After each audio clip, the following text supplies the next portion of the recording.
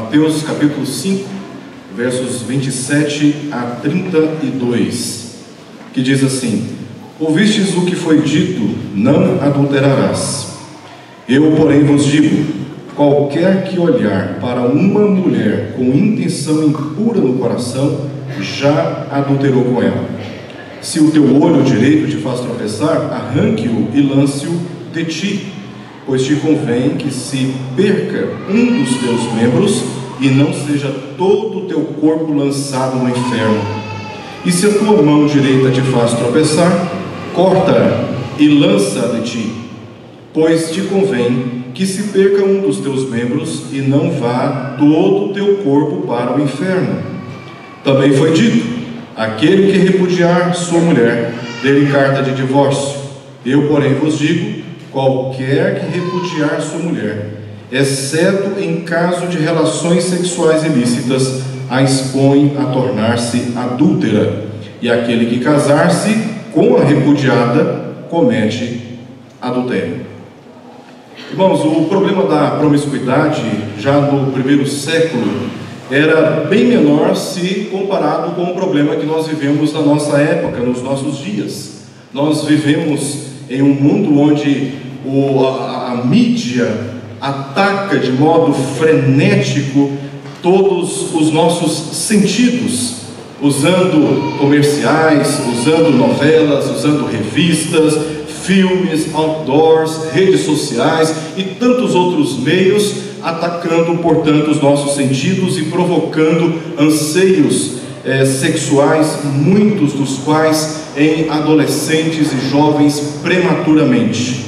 Nunca ouvimos tanto sobre abusos sexuais, infidelidade sexual no casamento e também em divórcios, pornografia infantil, uma operação que está acontecendo intensamente nos nossos dias por parte da Polícia Federal, por causa do crescente índice em relação ao abuso de pornografia e também das próprias crianças, dentre outras muitas práticas de impurezas sexuais. E tudo isso começa com os olhos, tudo isso começa com uma visão pela qual nós criamos no imaginário situações que despertam desejos impuros e a cobiça pelo próprio pecado, por aquilo que a Escritura, a palavra de Deus, nos proíbe de experimentar. John Stott, em um dos seus livros, ele diz que os atos vergonhosos são precedidos por fantasias vergonhosas e pela inflamada imaginação da indisciplina dos olhos. Isso demonstra o quanto a lei de Deus tem sido negligenciada, não somente naquele período, mas também nos nossos dias, por todos esses meios que somos provocados. E de uma forma externa, nós muitas vezes atendemos estas tentações e negligenciamos a lei do Senhor. Em Mateus capítulo 5, verso 20, nós lemos o seguinte, dentro do nosso contexto: porque vos digo que se a vossa justiça não exceder em muito a dos escribas e fariseus, jamais entrareis no reino dos céus.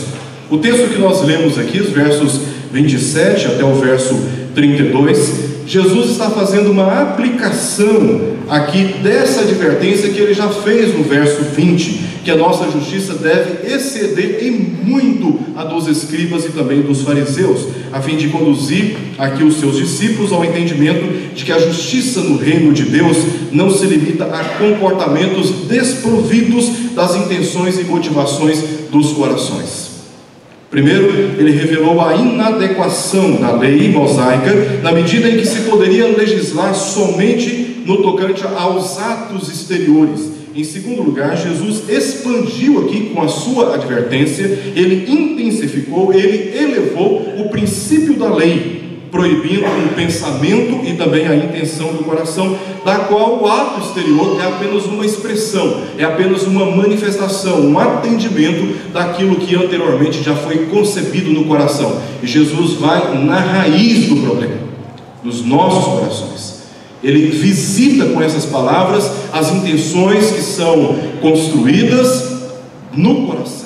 E é ali que ele quer produzir santificação e transformação. Se ali houver transformação no coração, o comportamento exterior vai expressar aquilo que ali já foi produzido. Considerando isso, nosso objetivo aqui será demonstrar como esses princípios que Jesus está aqui comunicando se aplicam à pureza sexual e também na preservação da aliança dos nossos casamentos.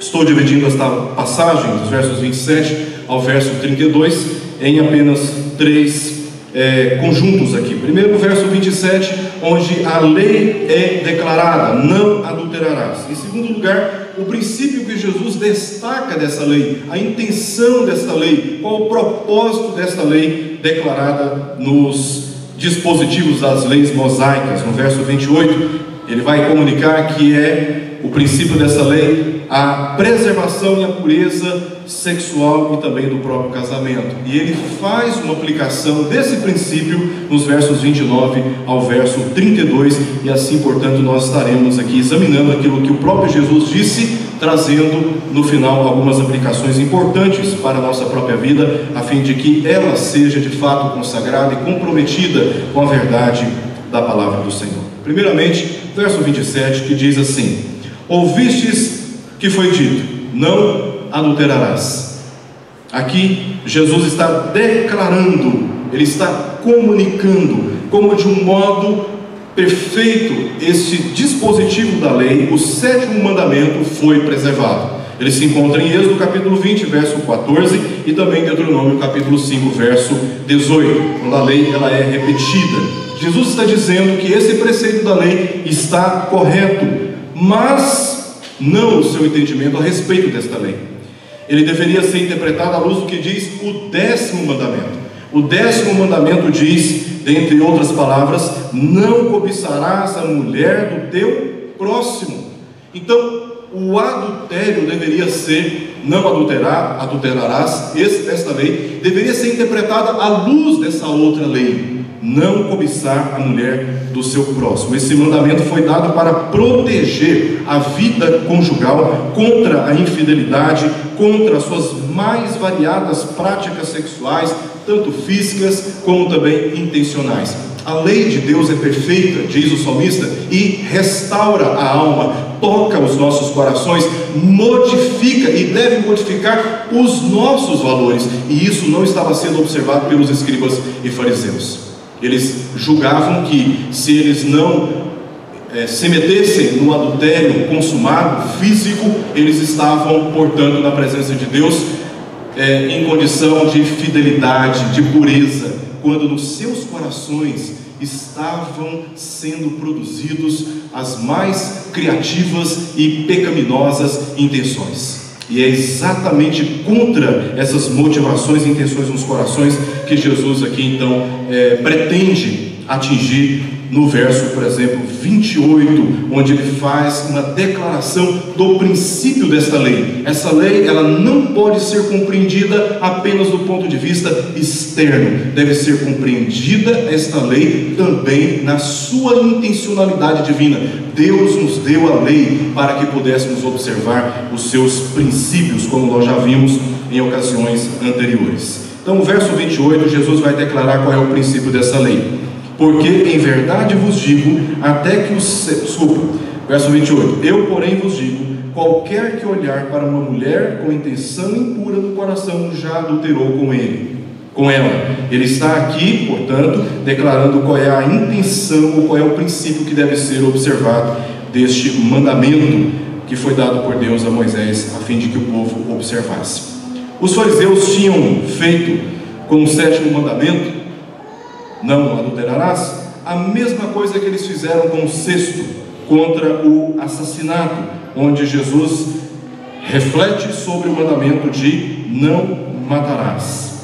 Pensavam que o Sinédrio, que era o fórum legislativo, onde as leis eram executadas, sentenças eram declaradas, onde os judeus eram julgados, eles pensavam que ali no Sinédrio, por não ter jurisdição sobre questões do coração, não poderia legislar ou julgar o foro íntimo das pessoas, apenas os seus atos consumados de desobediência da lei. Assim, julgavam a fidelidade a Deus e também ao casamento apenas no nível da negação das relações sexuais fora do casamento. Contudo, Jesus rebateu esta superficial interpretação da lei, esse superficial entendimento da lei, ensinando que, assim como o assassinato, que incluía ira e palavra insultuosa contra o irmão, assim também o adultério inclui um olhar promíscuo para uma mulher ou mesmo para um homem. Jesus está levando ao entendimento de que esta lei, não adulterarás, não se refere apenas aos atos físicos, mas às intenções que são antes concebidas no coração. Jesus aqui ele não está proibindo do homem e da mulher se olharem, mas ele está proibindo o desejo sexual alimentado por pessoas fora do casamento. Ele demonstrou que há uma conexão entre o olhar e também o pecado, e foi exatamente isso que aconteceu lá no jardim, naquela região que se chamava Éden. Ali nós lemos em Gênesis capítulo 3, verso 6, essa dinâmica do pecado que começa com o olhar. Diz o texto: vendo a mulher que a árvore era boa para se comer, agradável aos olhos e árvore desejável para dar entendimento, tomou-lhe do fruto, agiu, se comprometeu, se envolveu e comeu, e deu também ao seu marido, e ele comeu. Tudo começou com o olhar e a sugestão que por ele entrou no coração.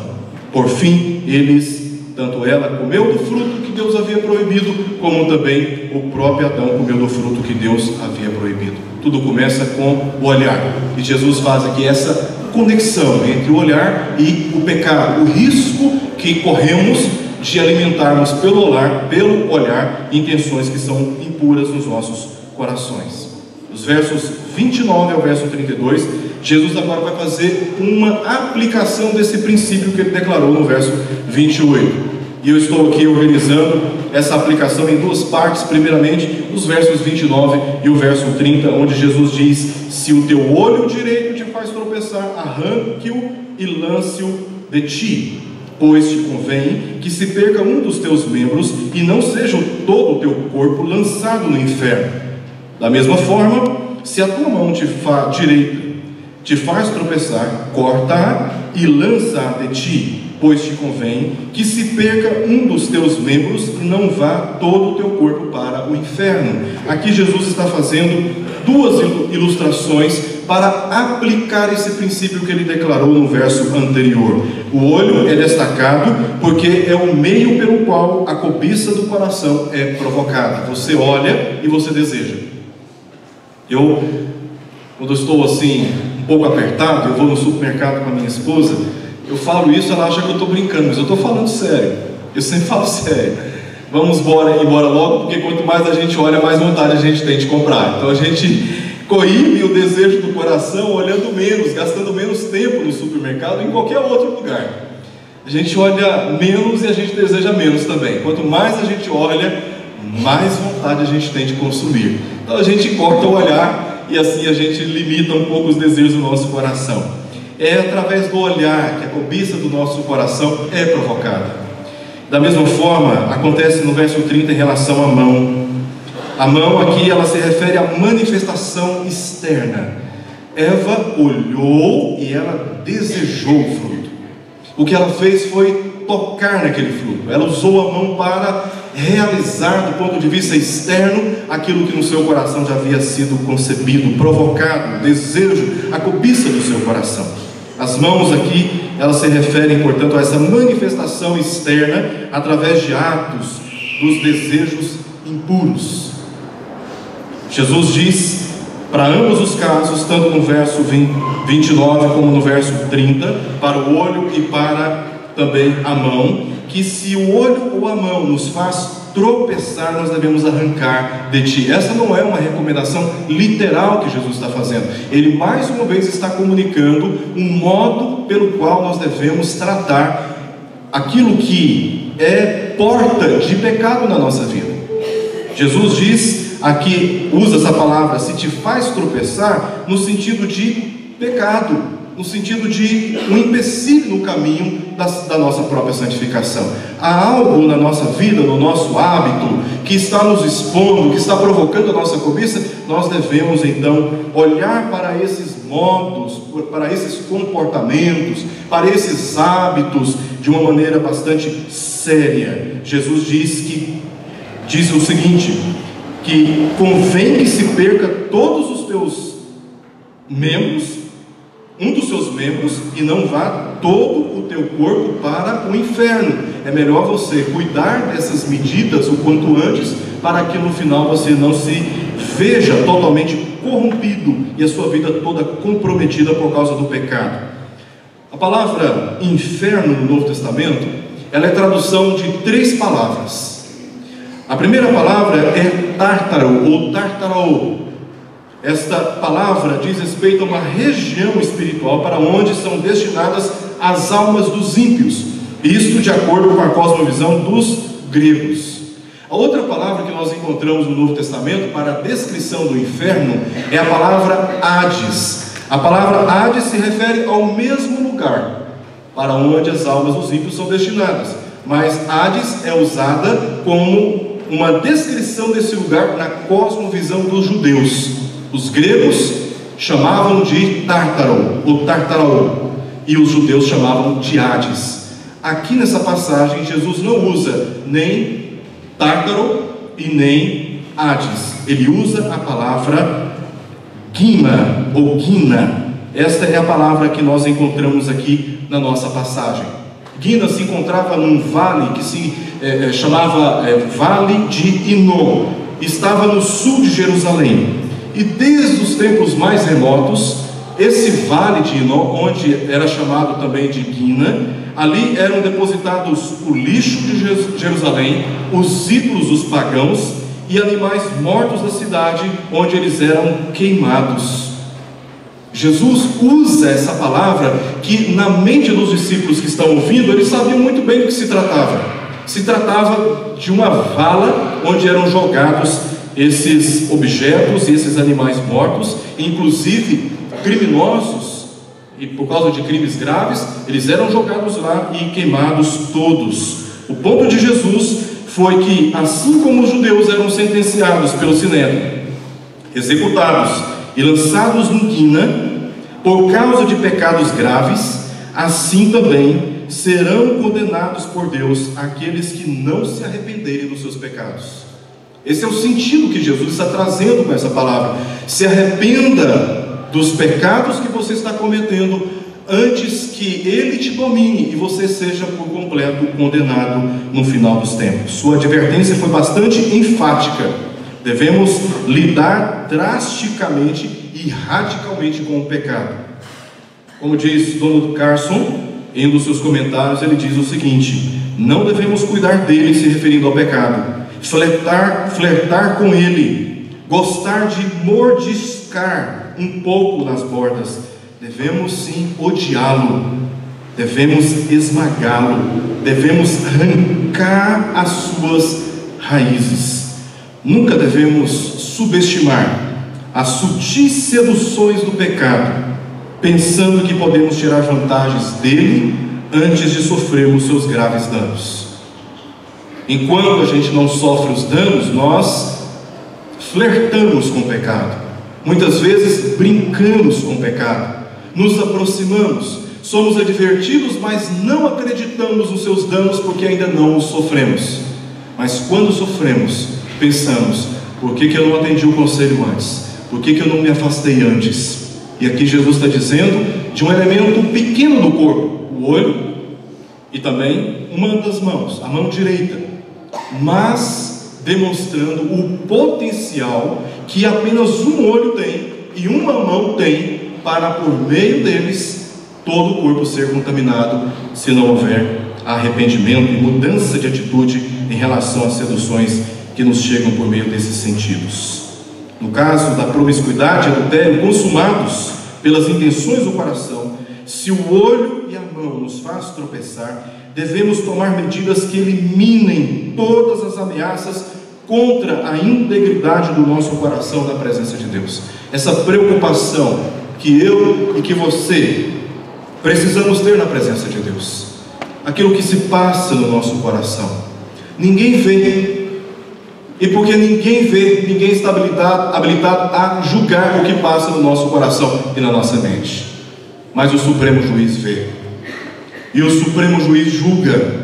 E precisamos ter, portanto, uma preocupação, não apenas com a aparência da nossa vida cristã, mas com a integridade da nossa vida íntima na presença do Senhor. A última ilustração, ou aplicação que Jesus faz aqui, diante desse princípio, se encontra aí no verso 31 e no verso 32.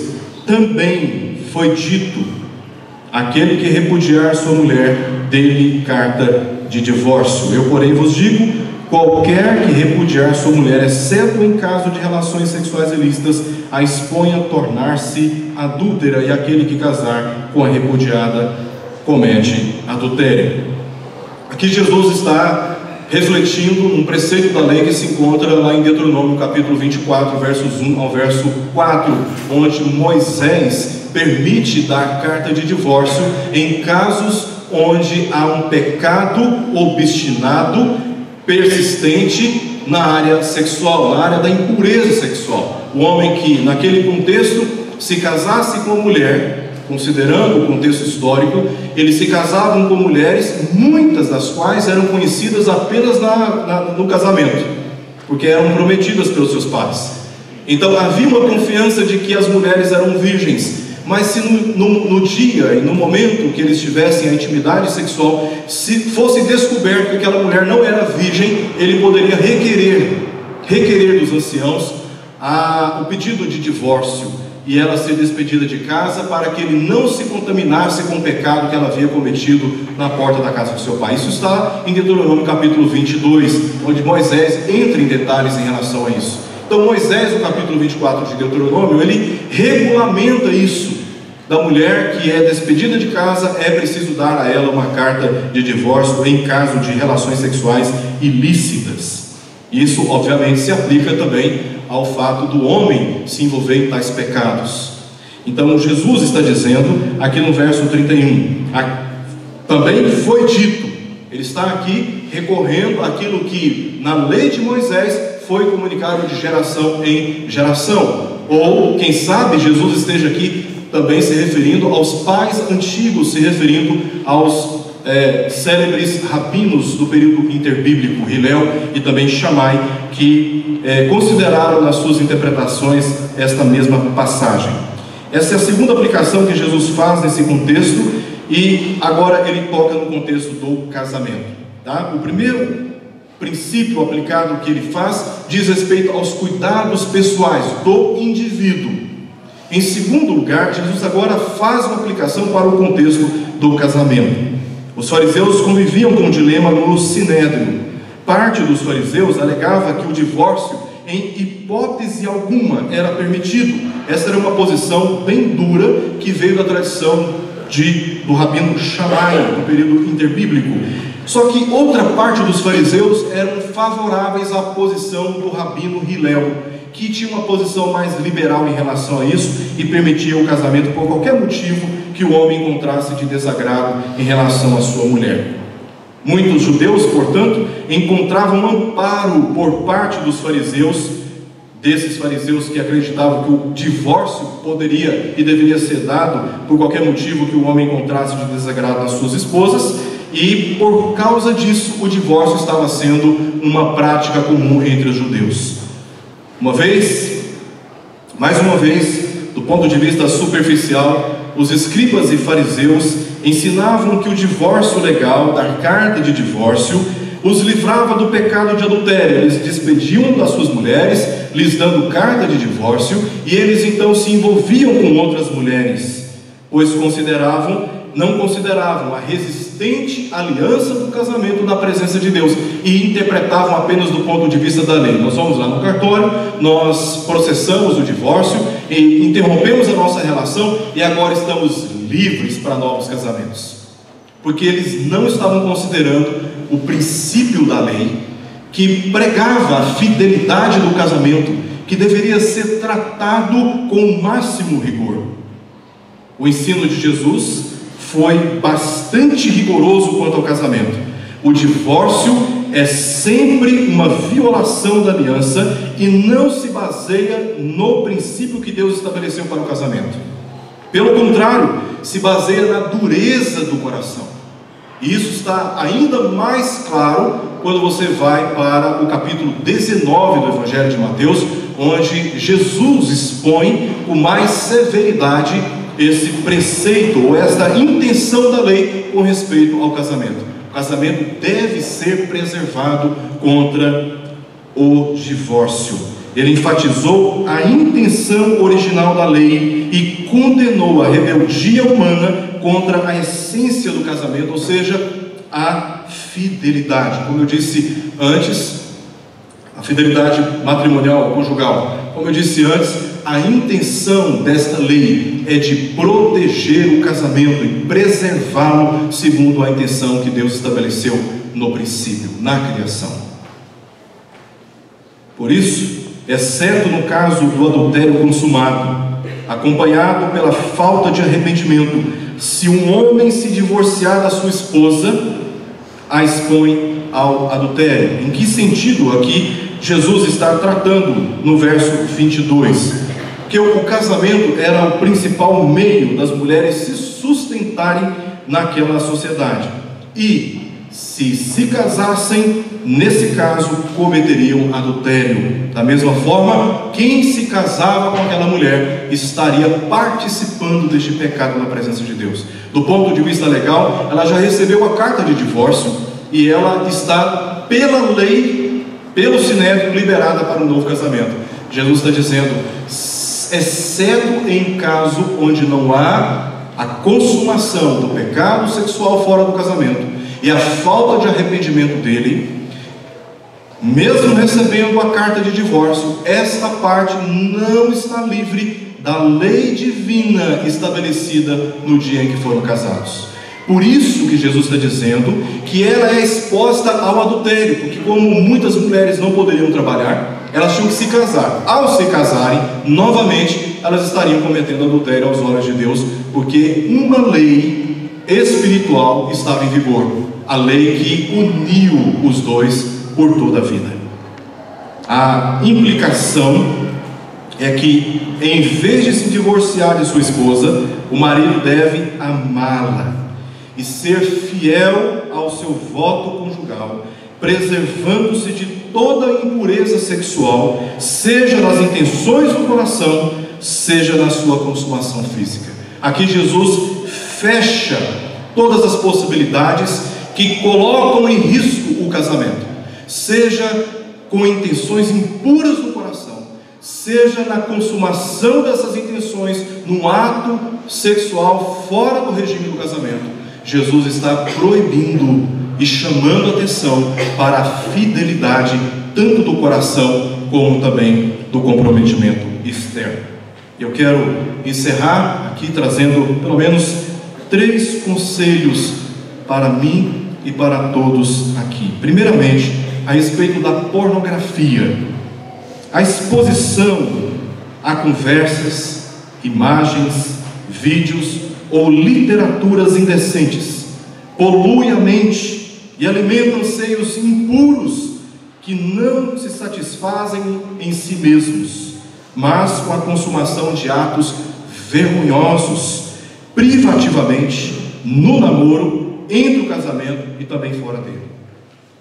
Se não tomarmos medidas radicais em relação a esse contexto, a essas exposições que nós, por vontade própria, por escolha própria, por decisão própria, muitas vezes assumimos, se nós rapidamente não agirmos, isso vai macular, vai corromper não só o nosso coração, mas vai nos induzir a práticas de impurezas diante das quais Deus proíbe e Deus se envergonha. É muito importante considerarmos aquilo que Paulo diz lá em 1 Coríntios capítulo 7, que para fugir, se referindo aqui aos solteiros, para fugir dessas impurezas, para não ter que viver abrasadamente ou nesta poluição mental e também dos seus atos sexuais, a recomendação é que se case e cada um tenha o seu esposo e a sua esposa para satisfazer essas necessidades fisiológicas e emocionais que muitos de nós temos. A recomendação de Paulo é: fuja da impureza e que se case, porque fora do casamento, a palavra de Paulo descreve essas práticas como sendo práticas impuras, vergonhosas na presença de Deus e vergonhosas para também o nosso testemunho como cristão. É preciso, diante dessa exposição, quem sabe do vício à pornografia, que procuremos ajuda, que procuremos aconselhamento bíblico, que reconheçamos a nossa fraqueza e peçamos ajuda àqueles que podem nos ajudar do ponto de vista bíblico. E quem sabe seja esse o seu caso. No boletim da nossa igreja há aí os contatos da secretaria, você pode ligar e certamente você receberá toda a atenção necessária por parte da palavra de Deus na instrumentalização de um pastor ou de um presbítero para te ajudar a vencer essas tentações. Mas não continue mantendo os segredos desses pecados, porque para Deus eles já são bem conhecidos e precisam ser tratados. Em segundo lugar, para o contexto do casamento. O casamento ele foi criado por Deus a unir o homem e a mulher. Foi Deus quem os uniu. E como uma instituição sagrada, a fidelidade entre eles reflete a união de Cristo com a igreja. O significado do casamento está além da relação entre um homem e uma mulher. O significado do casamento se encontra na relação de Cristo com a igreja. Portanto, qualquer forma de infidelidade e divórcio nesse contexto é contrária ao propósito que Deus estabeleceu para o casamento. O sentimento de amor une as pessoas. Quando eu conheci a minha esposa, ela era bem pequenininha, mesmo naquela época, mas eu olhei para minha esposa, para ela não era minha esposa, mas quando eu olhei para aquela baixinha, eu me apaixonei por ela. Uau! E até hoje sou muito apaixonado por ela. Como eu amo a minha esposa. Eu tive um forte anseio no meu coração de viver com aquela baixinha. Aquele sentimento me uniu a ela. Mas com o passar dos anos da vida conjugal, a gente vai percebendo que enquanto o amor, o afeto, ele aproxima as pessoas, o ódio afasta, o amor aproxima. O que sustenta o casamento não é o sentimento de afeto. O que sustenta o casamento é o compromisso. Eu fiz um compromisso no dia 26 de setembro de 1998 de honrar a minha esposa, de cuidar da minha esposa e de viver com ela enquanto eu viver ou enquanto ela viver. E a gente aprende que o que sustenta o casamento não é o afeto ou a ausência dele, é o compromisso que foi feito com Deus. E é isso que precisa estar presente nos nossos corações. Nós nos casamos e temos um compromisso em primeiro lugar com Deus, antes do que conosco, de honrar o pacto que nós estabelecemos, o compromisso que nós fizemos. E essa fidelidade deve ser mantida até as últimas consequências. Jesus tem uma posição bastante dramática e radical em relação a esse assunto. O casamento não foi criado por Deus para ser dividido pelo pecado do homem.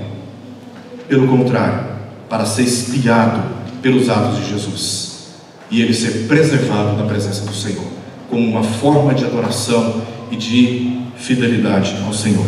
Em último lugar, no tocante ao modo de vestir e de também tratar o sexo oposto. Nós não queremos aqui legislar sobre a forma que nós devemos nos vestir, mas há modos em que o exagero de roupas curtas e apertadas não só envergonham a nossa dignidade pessoal, mas também provoca os olhares impuros e desejos reprováveis dos outros.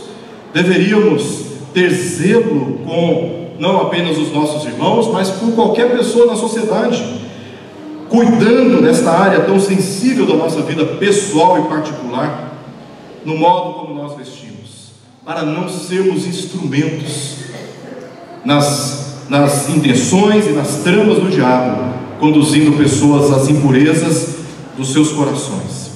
Também tratamentos com excesso de carinho, abraços demorados, privacidade excessiva nas redes sociais, amizades intensas com o sexo oposto. Cuidado, muito cuidado com essas coisas. Começa sempre, a gente vai tratando essas coisas como sendo, isso é inofensivo, isso é malícia sua. Cuidado, a palavra de Jesus é cuidado.